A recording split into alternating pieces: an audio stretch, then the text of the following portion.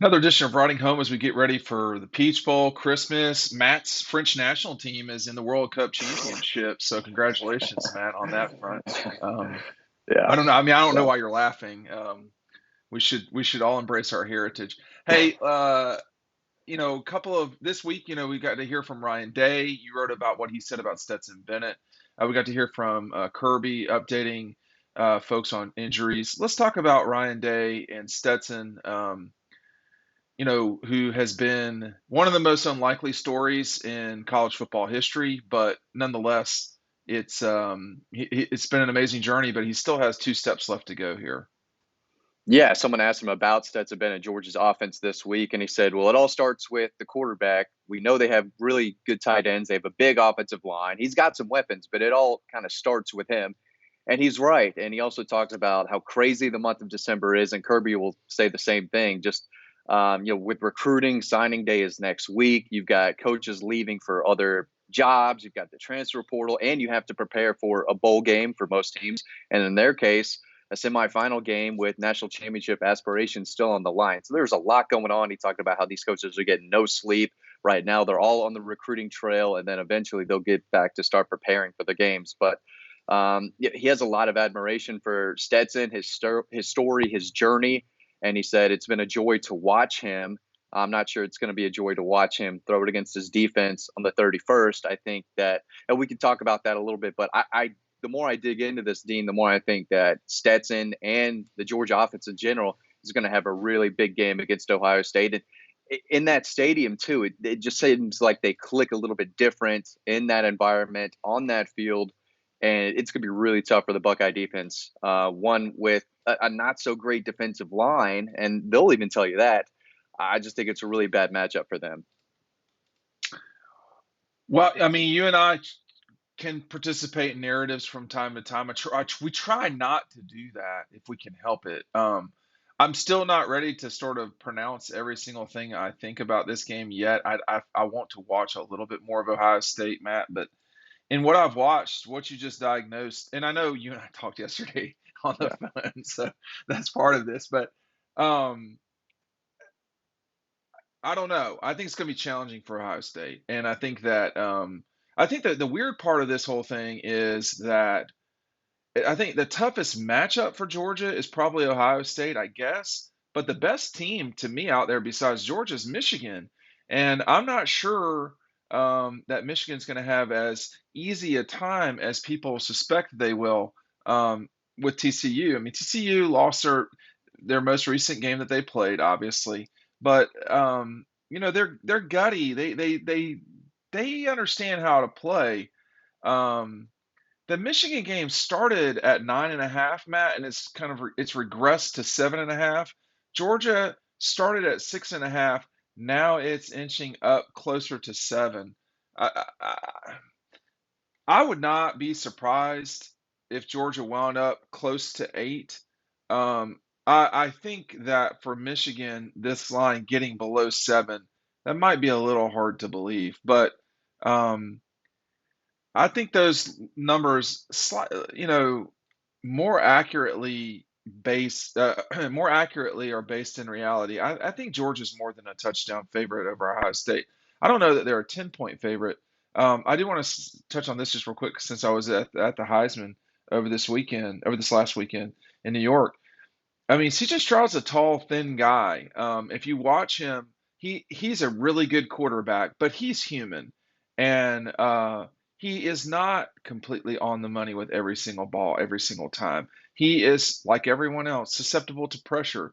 And Matt, before I do one other thing, Ohio State has not been great on the road, and I'll let you pick it up from there. But let me just tell you this: pick this up now. You're watching this probably on a Thursday. I am stressing out for y'all because I have to get these in the mail. So order it now. We're doing all the shipping is going to be priority, but my worry is that if you order it on, I should say the name of the book is Dogstruction, Matt, if you were not aware of that. Right. Right. But I am concerned that if I mail it out on Monday or Tuesday, that people will not get it before Friday. So please, I'm still going to do it, but Yeah. please order them now. Ohio State's not been unbelievable on the road, Matt.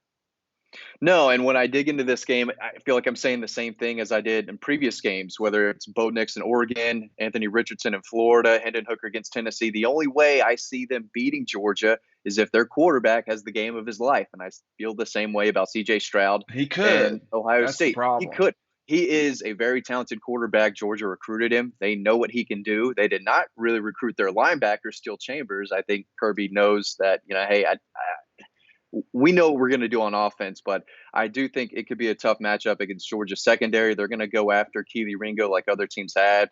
He's got playmakers on the outside, and they're a little banged up at running back. So they're going to need CJ Stroud to have the game of his life. And I'll say it again, if Georgia gets up early, two touchdown possession or a 3-score lead, and it's around the halftime, Ohio State's going to have to throw the ball in the second half, which is going to make it even more difficult. But he can sling it. He is one of the best quarterbacks in the country. He was a Heisman finalist for a reason. But again, he's going to have just the game of his life, I think, and throw Ohio State to victory. I don't see how they're going to be able to run the ball much on Georgia. And going back to the other game real quick, I think Michigan has all the pressure on them. This needs to be the year where they make it to the championship game. They've been really good for a while. Last year, they finally make the playoffs, get embarrassed. This year, they're again undefeated. They have a lot to prove, whereas TCU, they've got a really solid team with a lot of veteran, experienced guys. They're kind of playing like, we made it here. We don't have anything to lose. Let's go out and play hard, fight hard. And I think that game might be a little closer than people think. And again, the more I dig into Georgia and Ohio State, the more I really, really like the matchup for the Dogs. Again, in Atlanta, in that building, it's going to be really tough for Ohio State to do a whole lot. We'll see how many fans they have there. I assume that it's going to be a decent amount, but it's not going to be anything close to what Georgia's going to have there. Yeah, see, so you're gonna trigger me here. So yesterday, there was a tweet from a reporter that covers Ohio State talking about how Ohio State had a record of selling out the Peach Bowl.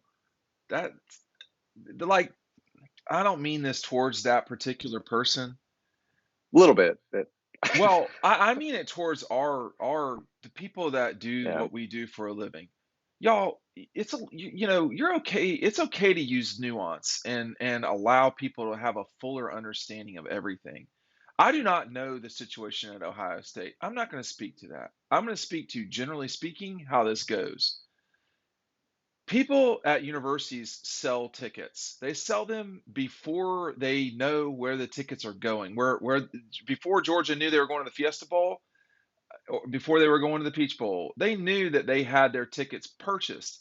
This has been the case for years. So when you see someone talking about Ohio State selling out in record fashion, you don't know what you're talking about. Like, you're saying it wrong. Secondly, people who were talking about the Fiesta Bowl being at night because it's on the quote West Coast. It's first of all, it's not on a coast. It doesn't touch water, dumbass. It's It's in the desert, Arizona. man. It's in the desert. Number two, that's not how this works. Number three, Gary Stokan, who I've talked with a lot over the last few years and is just really bright, but he's also a salesman. Here's what he said yesterday in Athens. Okay, this is the third time we've hosted. This is Gary Stokan, the president and chief executive officer of the Peach Bowl. This is the third time we've hosted the college football playoff semifinal. And each one of those years, 16, 19, and now 22, we've hosted the number one team in the country. We're really excited to host the SEC champions and number one Georgia Bulldogs. And then this, Matt. Congratulations on Josh Brooks on a record sellout in one day of 13,000 tickets. I don't know that that's ever been done before for a bowl game. So I know he probably needs about 15,000 more, like I do, but we've added 2,000 more seats beyond expandable seats to Mercedes-Benz standing room only wise. Hello, Gary's saying it in a way that makes it sound amazing for the Peach Bowl, and that's Gary's job. The truth is, the 13,000 tickets were sold in Four. late November. Yeah. Yeah, Yeah. I mean, it's just what it is. So when, Yeah. the Ohio State reporter's talking about how Ohio State sold it out in record fashion, listen, guy, I know most people don't really pay attention to the details, but nuance and reality matters. Um, Yeah. Ohio State's going to have 13,000 people there. They will have 13,000. Man, I don't know now, Matt, if they're going to have more than that. I think they might have close to 17,000, maybe something like that. And let's just say the Peach Bowl, well, let's just say the Dome's replacement holds 75,000. That means Georgia's going to have almost 60,000 people in that stadium versus Ohio State, say 17. They're going to be tremendously outnumbered. Yes, they travel well. We're talking about Ohio State here. I've seen the power of Ohio State. They're impressive. But when they Yeah, played Georgia in the Citrus Bowl, it was half and half. When yeah, they played Clemson in the Orange Bowl, it was probably 80% Ohio State folks. When you're playing the Georgia Bulldogs in Atlanta, good whether luck. it's Yeah. whether it's at Mark Rick Field or at the Georgia Dome's replacement, you're The going to fans are get going to show up. outnumbered. You're going to get outnumbered by the dogs. It's just what it is. I expect a lot of Ohio State fans to come down, though. I mean, it's Columbus. Who wants Me to be in too. Ohio on the 31st? They're looking for reasons to leave up there. I mean, it's got to be miserable up there this time of the year. So, I mean, Yes, it's never pretty in Atlanta this time of year either. I feel like a lot of the times we're that's true. walking through rain to get to the stadium at this point. But um, But at least it's not 30 degrees. yeah. I mean, LSU fans at that stadium knew what was going to happen. I'm wondering if Ohio State fans coming down, if they're just coming for the experience, to get out of Ohio, or if they really think they're going to win this game, because most people don't. It seems overwhelming. The people who, So so do what we do, Georgia fans and Ohio State fans, they all kind of so think that Georgia what are we is all going to win. missing then? Okay, so let's just Yeah. say why are we wrong? Why does Ohio State? I mean, I would start with C.J. Stroud is an exceptional quarterback. He has really good wide receivers. Their offensive line looks fine. I don't know that it looks unbelievable. I'll just tell you real quick though, Matt, they do look slow on defense compared to what I've seen in the past. They against Notre Dame. I mean, Notre Dame is a good team, right? Maybe a top 15 team, would you Yeah. say? Something Yeah. like that. Um, Ohio State kind of goofed around with them a little bit longer than I would like. I would think Notre Dame and LSU, probably LSU's better. I don't know by how much, but not much better. So, um, so what Georgia win by? Georgia won by 20. Ohio State won by 10. So that would be about a 10-point game if I'm doing that. People say, well, you can't do that. Well, I just did. So deal with it. But Yeah. if you're Ohio State, how can you win this game? It's pretty simple. You deal with CJ Stroud. You have to run the ball halfway effectively. I think you might have to think about some quarterback run or something that's a little bit different, Matt. And frankly, you get turnovers. I think if you get turnovers, you can win this game. Yeah, well, I think they're going to have to change their entire identity. I triggered a lot of Buckeye fans last week when I simply put, I don't think they're a tough physical football team. I think they're soft, right? And it's okay. They might be Okay. tough and physical for the Big Ten, but if we're matching them up with Georgia, I don't think they can, get up to the level of toughness and discipline and physicality that Georgia's team brings now on a weekly basis under Kirby Smart. And unless they completely get a lot tougher and stronger, especially on the defensive line, and they're the secondary that I think is a little weak as well, just plays out of their mind. And still Chambers turns into an All-American linebacker who can take on blocks from these pulling guards and this Georgia offensive line that is playing really really well right now. They've got a healthy group of running backs. Ohio State doesn't. Georgia's pretty healthy right now. This is kind of what we said going into the season last year with Pickens and Blaylock coming back and a few others. They've got a healthy group if A.D. Mitchell and Ladd can come back. If Ladd McConkey's playing in this game, give me 100 yards, 2 touchdowns from him. I think he can run circles around their defensive backs. And I do think they're going to give Brock Bowers the ball. They're going to mix it up a little bit. Todd Monken already knows what Can he's Steel doing. Chambers cover? I mean, Can what, go? Well, okay, go Um, ahead. I, I covered him in high school. He's a linebacker who plays running back. He's not this athletic linebacker who's gonna cover Brock Bowers, and Darnell Washington, and Kenny McIntosh, and guys like that. That's just not what he does. The other linebacker they have is a tackling machine. Again, I don't know if they can cover Number these tight 50? ends. You're talking about I think so. He's 50? got a Yeah. longer last name that I know I'd butcher it if I just tried, but they don't have guys on defense who can match up with Georgia's skill players, their tight ends, their running backs who can catch out of the backfield. And you've got a 25-year-old Stetson Bennett playing with one of the best play callers in the game. I think Ohio State's going to move the ball somewhat and put some points on the board, but I expect Georgia to, the more I think about it, get into the 40s right now, and I don't think Ohio State's going to do that at all. So the more I dig into it, yes, this could be a close game, and I think I expect it to be close at the half. Wouldn't surprise me if Georgia has this, multi-possession touchdown lead, because that's almost every game we've seen them play. At halftime, I'm starting to think about what I'm writing, for my story. But I don't see Ohio State keeping up with them for 4 quarters. I really don't. Yeah, I don't know that I do yet, but my data is so limited, man, that I just I'm not ready to jump on the table quite yet. If you look at, they played 6 of their first 7 games were at home, Matt, and they played pretty well in those games, generally speaking. An 11-point win over Notre Dame, that was a huge game. 45-12 over Arkansas State, 77-21 over Toledo, that caught my attention. Wisconsin 52 to 21, Rutgers 49-10, and then they go on the road for the first time in the entire season, October 8th. So Georgia had already played at South Carolina, Missouri, and in Atlanta. They'd been away from home 3 times, if you want to call Atlanta away from home. They go to Michigan State and win 49-20, and then they beat Iowa, who could not score, but has a decent defense. They beat them 54-10. Then Halloween on, Ohio State's not been the same team. I thought their win over Penn State was like a good win.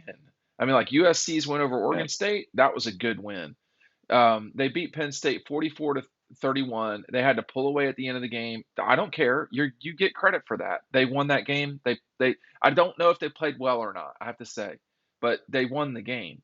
Well, you They were played walking all around Jacksonville when that game was on, so uh, I know you missed a lot. We were watching that from well, oh, trying to okay, cover go that ahead. Go game. ahead. Yeah.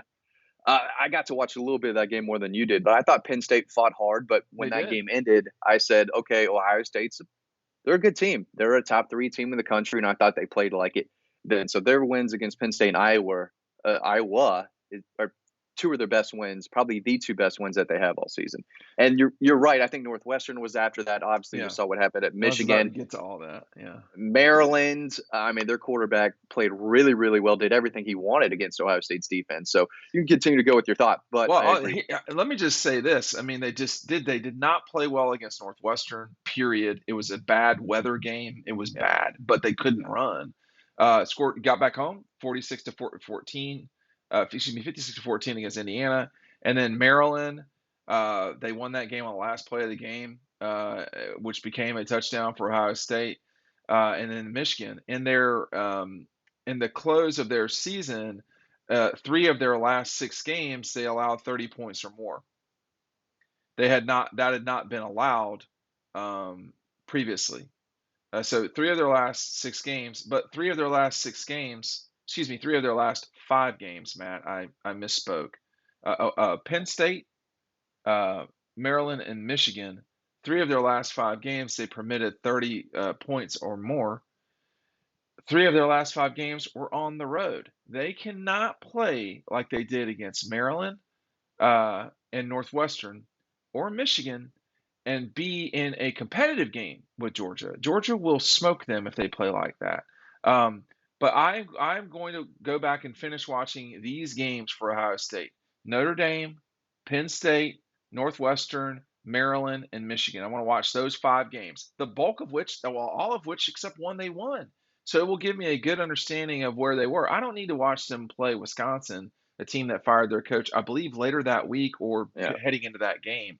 Um, it would be like watching Georgia Auburn. I mean, like, I'll tell you what, man. I did actually spill on to Georgia Auburn yesterday somehow. I don't know how, but there was some discussion of that game being sort of competitive. When Stetson took off to run, they got up. Was it 28-3 at that point?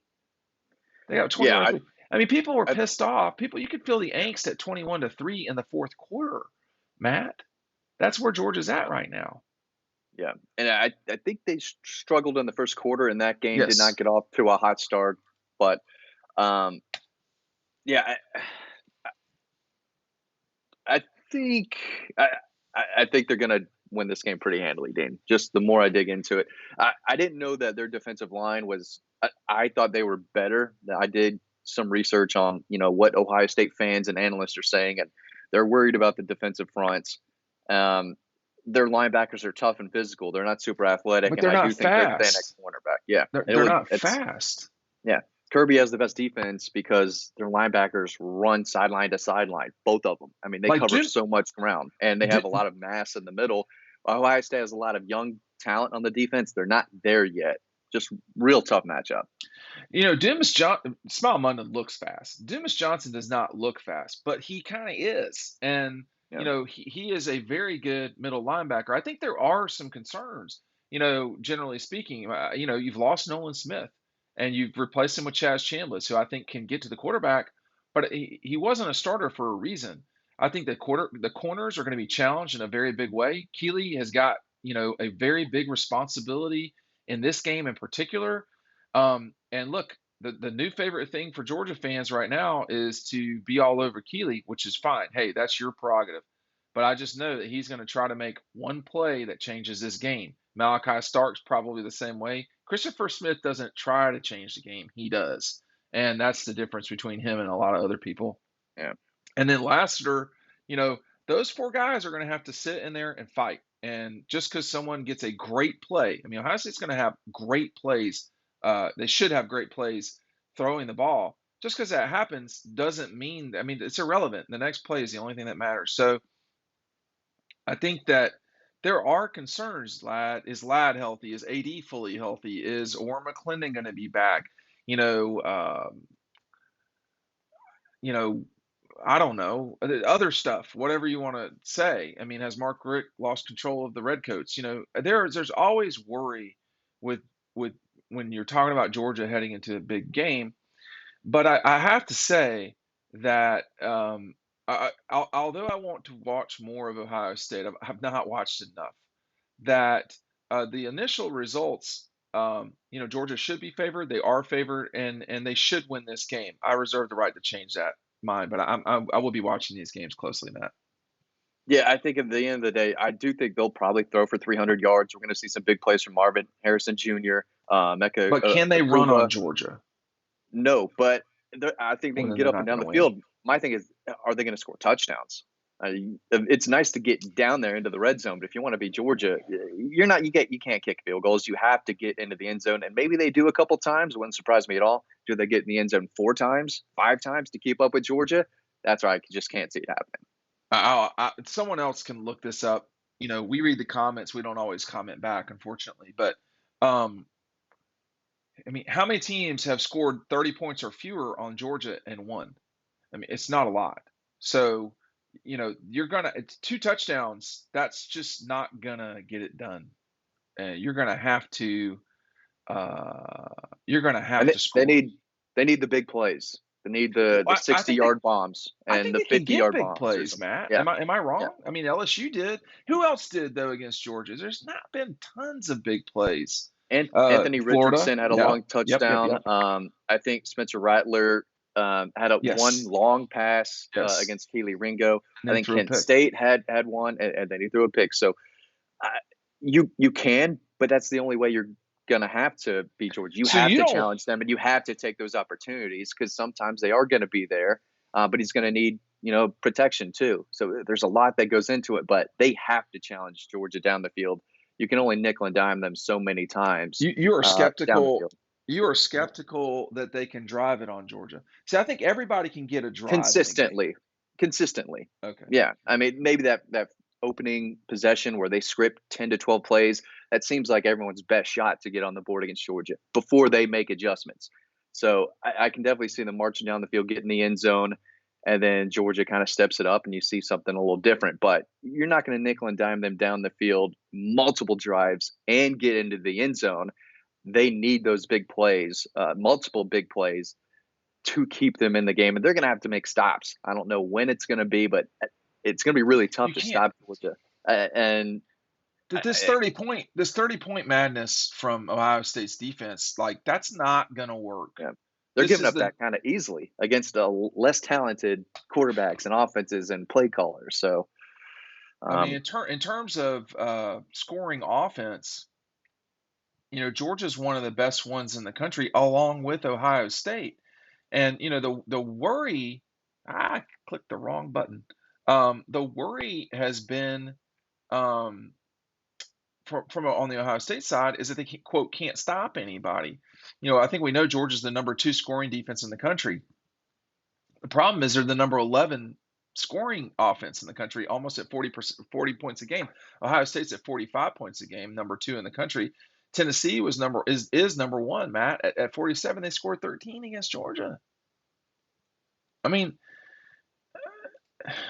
I think the problem here for Ohio State. I mean, by the way, Ohio State defense has gotten a lot better. They're giving up only 19 points a game. That's 13th in the country, man. That's not bad. A year ago, they were not in that position, as I recall. Let me look. They They were have a lot worse last year, I think.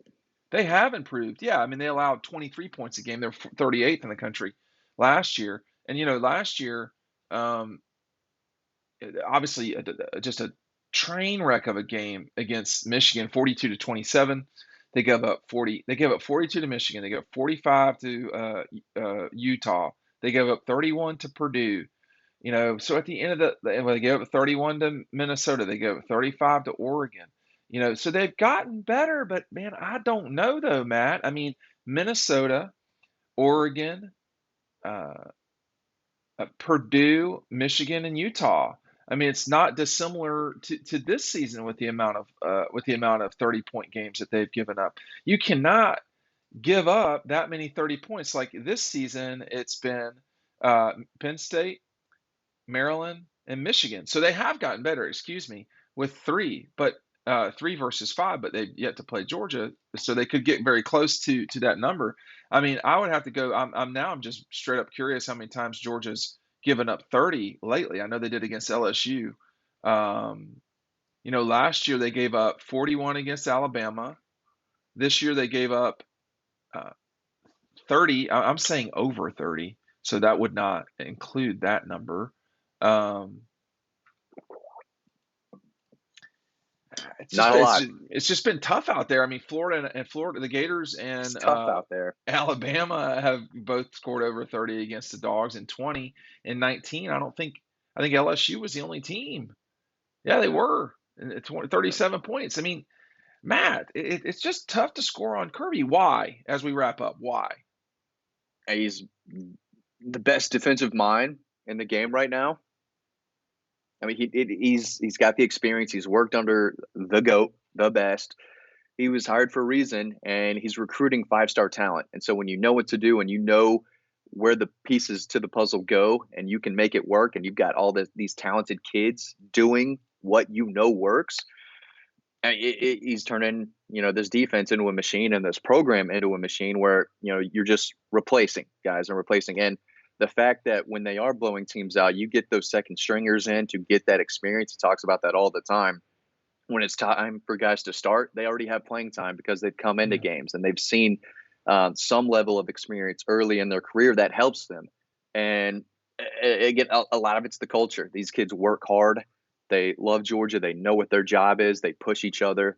So when you recruit a bunch of, again, elite, talented guys who all buy in to a system that works, and you can keep that going year after year, it's tough to see his defense falling apart like maybe we've seen from Alabama's this year. This is something that can be sustained, and I expect it to. Well, we'll see. But thanks for watching us. Matt, good luck to your French side here on Yeah. Sunday, whenever Sunday, it is. right? Yeah. Sunday, I believe. Yes. And we'll see you again on Riding Home here in the near future. Thanks for watching.